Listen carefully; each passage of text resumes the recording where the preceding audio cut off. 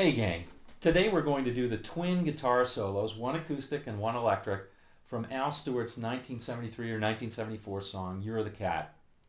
Great, great song. A song that I find one of the most haunting in all of pop rock, whatever you want to call it. It's got a haunting piano riff throughout that whole thing, coming in and out. Haunting lyrics, haunting melody, and I'll tell you what, those guitar solos really help set the mood. The guitar solo, the first one leading into the second, the acoustic leading into the electric, and the electric leading into that sax solo that brings it all back for the vocals to take it to the end. Anyway, it's a beautiful, beautifully constructed song. I think the guitar solos have a lot to do with it. Having said that, the note choices on those solos are really good, and they really force one to think about the chords that you're playing over, because the key modulates a number of times during them.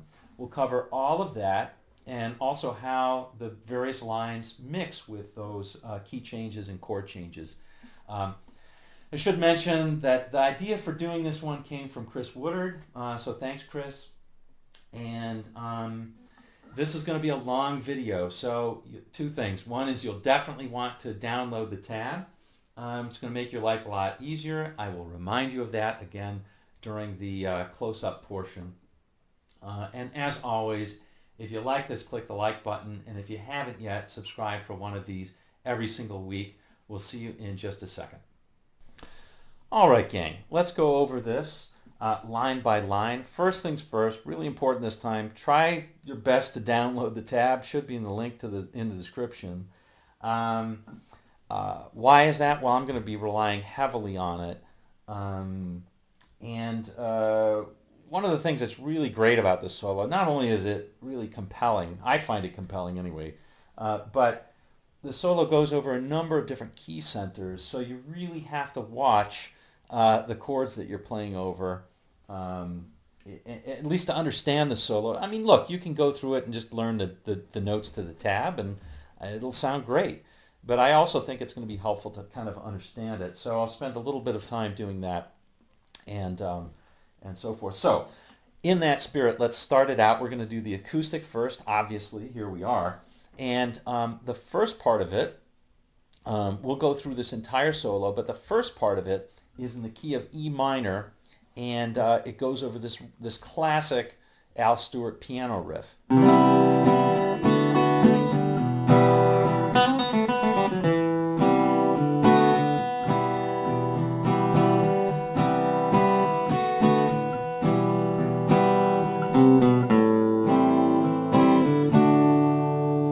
Okay, so you'll notice there's three of these, and that's just C major, 7th, D 6th, E minor. Okay, so three of those, and then we go A minor 7th to D. Okay.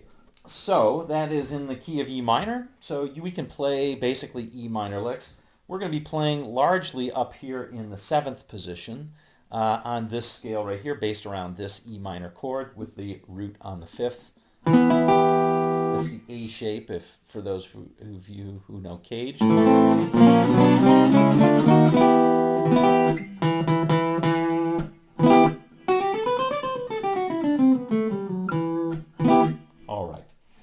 So let's play the line that's associated with that part of the chord progression.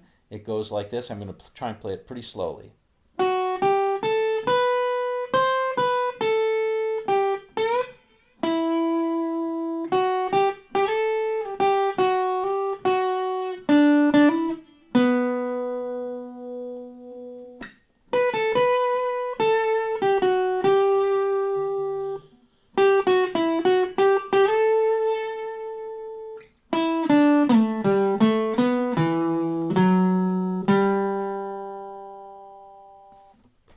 That last note actually is the beginning of the next part of the progression.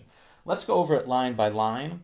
I think I actually messed up one note there, so we'll go through it line by line. So the first part starts out here, 2nd string, 7th fret, and it goes like this over this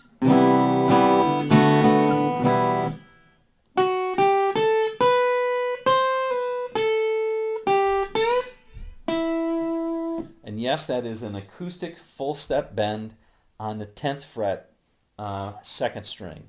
Okay, landing on this E on the 9th fret, third string. Okay, the next line is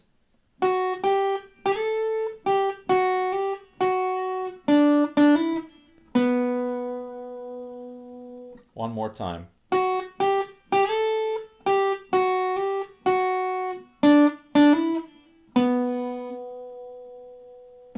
Okay, you'll notice that playing very deliberately, a lot of downstrokes on this, okay? Play them nice and strong. And there's also a lot of slides and hammer-ons and pull-offs, so you have to be very confident and hit them very hard.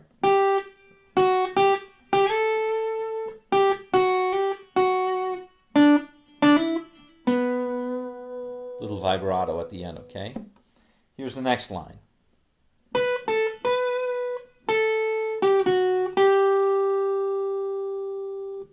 Okay, so again, we're shifting positions a little bit, but this is up here on the 12th, second string.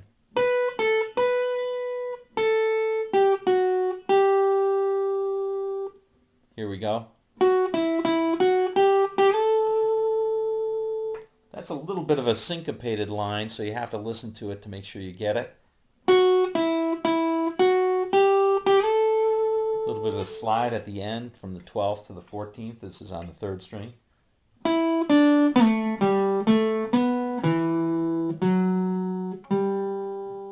Okay, and this now we're back to the 7th. You can see we play 9-7 on the 3rd, and then we do this very quick slide from the 9th to the 7th on the 4th.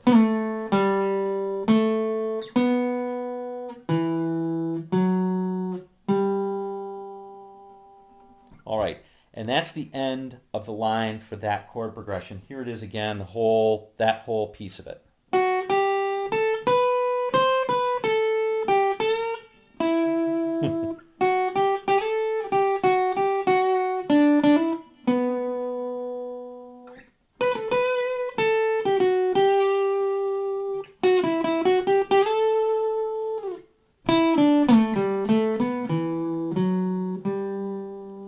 Okay, that last note, actually, that G, is the beginning of the next part of the chord progression, which is just like this. Okay, it's a G major 7th to a C major 7th. We're going to play that twice. And here's the line, okay, that works of it.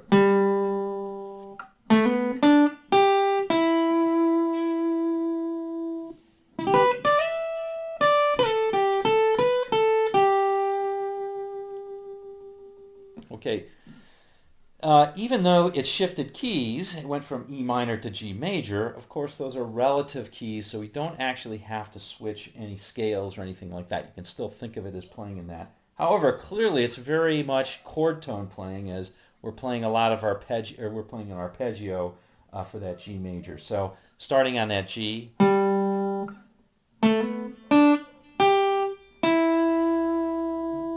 little rake picking here. Slide up from the 10th to the 12th. Another slide here from the 12th to the 10th.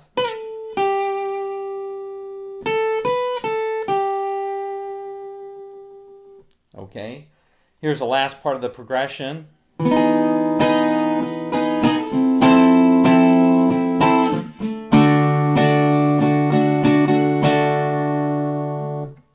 Okay, that is an E major 7th. Not totally sure of this chord or of this harmony, but I'm going with an F major 7th here to a D. Okay, and here's the line that we're going to play.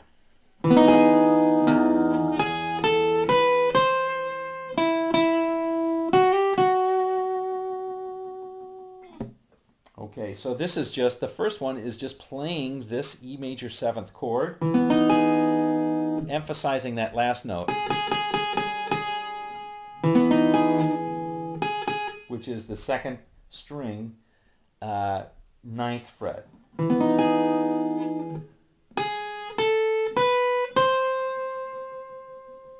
That's over this.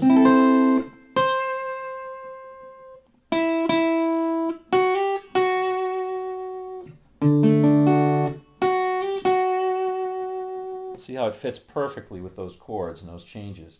All right, one more time. Here's that line.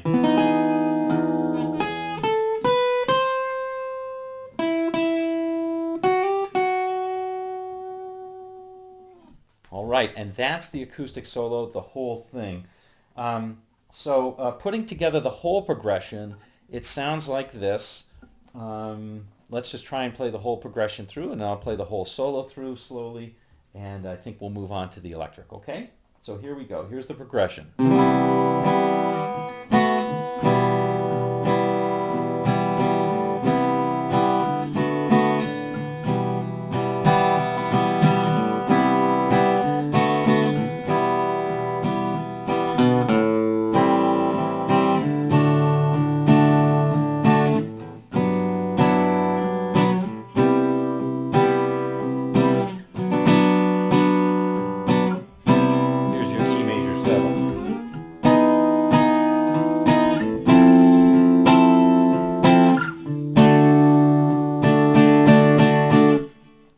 And then it's when the electric kicks in.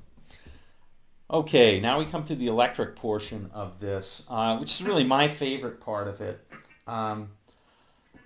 First, let's put it into context, okay? So the context is we're coming off of that acoustic solo line, which is like this.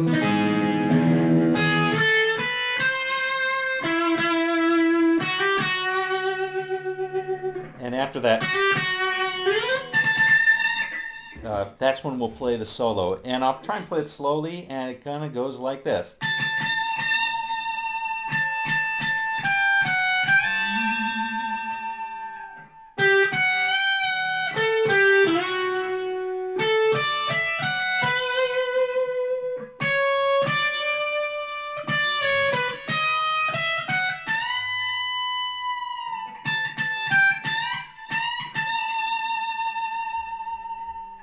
And it blends in beautifully with that sax solo. Now, just like the acoustic solo, the song modulates. So we're starting out with that D. Let's take a look at the chords first, and then we'll connect the solo itself with the chords. So the chords are basically, it starts out with a D to a G major 7, D to a G major 7 again. Now I play a B minor here, B major, C major, A major. Strange chord progression, but it totally works, and then it bleeds back into the whole haunting progression, right?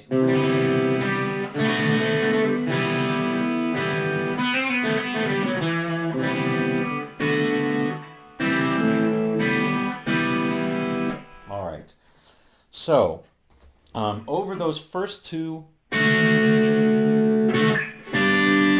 D to G major 7s, we're playing the bulk of the beginning of it. So it starts out on the 17th with a couple of these sustained notes. I think I played 4. And then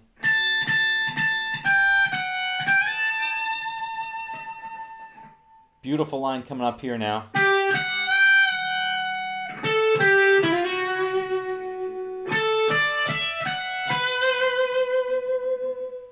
Okay, at that point it's going to start to modulate. But let's just take a look at that. So we're starting out on the 17th, kind of coming down and pivoting off of that 17th, which is a really nice note. It's a third of, or the fifth of D. Okay, of that D chord. All right, and then we play this.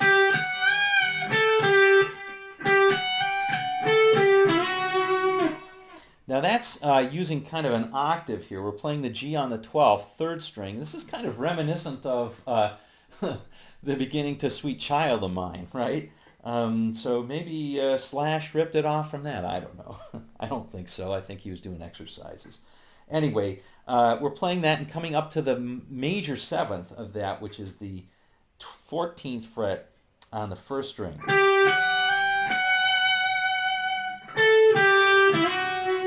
And then this is a slide on the 4th string also, going from 14 to 6.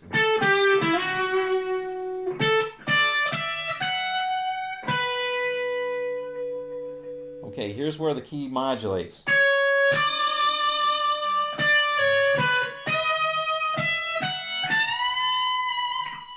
Okay, so let's play that slowly.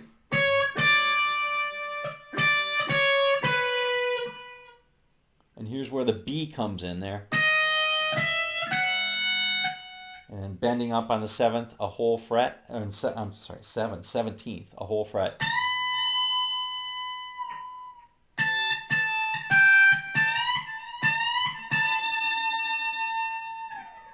And that's the whole solo. Again, you'll want to look at the tab to see how it matches up with the chords, but when you do, you'll see that particularly this note right here, that coincides with that whole key change that's going on at the end. And it ends on a beautiful note, that A, which can be either an A minor or an A major. And so it's A major in the end of the guitar solo, and then it goes back into the A minor for that piano riff progression, which is really gives it a haunting quality. All right, gang. Well, there you go. There's both solos, the acoustic and the electric, the chord changes. Hopefully I did an incredible job of showing how the solos fit to those chord changes. And I really hope you enjoyed this one. This was definitely a labor of love. Took a long time to put together. So I hope you enjoy it, and we'll see you on down the road.